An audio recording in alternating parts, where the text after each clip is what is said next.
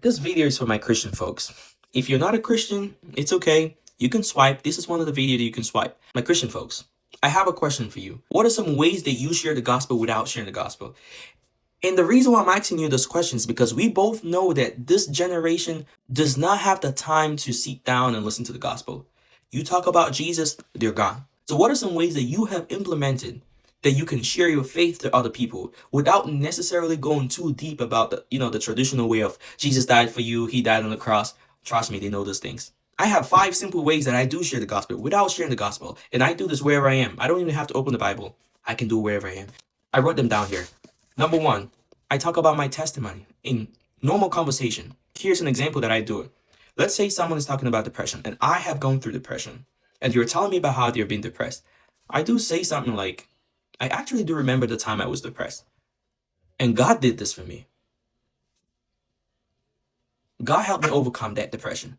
God helped me God did this. God, you get the whole point. So basically, I'm talking about my own personal experience without technically talking about God. And here's the good thing about this. Most of the time it works because people love to argue about God. But not many people want to argue about personal experience because it's your personal experience, right? Anyways, number 2.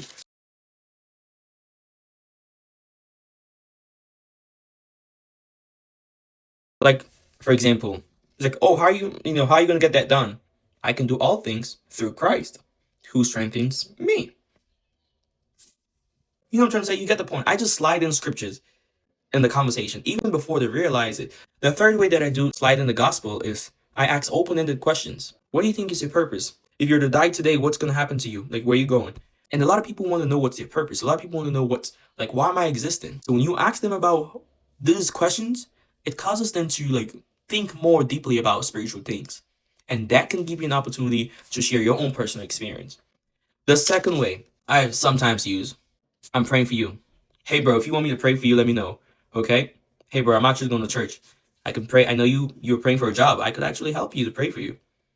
A lot of people are looking for solution. And if you can provide that solution, even if they don't agree with the gospel, but you're looking for solution, and if you have that solution, trust me, they will take it.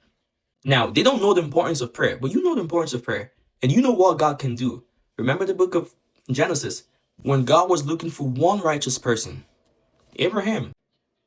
God can use you to save someone else. And the last one I want to share with you is live so well that they can ask, what makes you so different? Basically, let your life preach. Forgive easily. Handle stress differently. Because people are easily carried away by the crowd. But once you are different from them, they can tell. Trust me, non-believers know who actually takes their faith very seriously. They can tell. And when they have specific problems, they know who to go to. If you live differently from them, they would always know who to go to when they have questions about God. Alright, I don't want to make this video too long, but if you have a way that you preach the gospel without preaching the gospel, drop down in the comments. Let us learn from one another. Peace.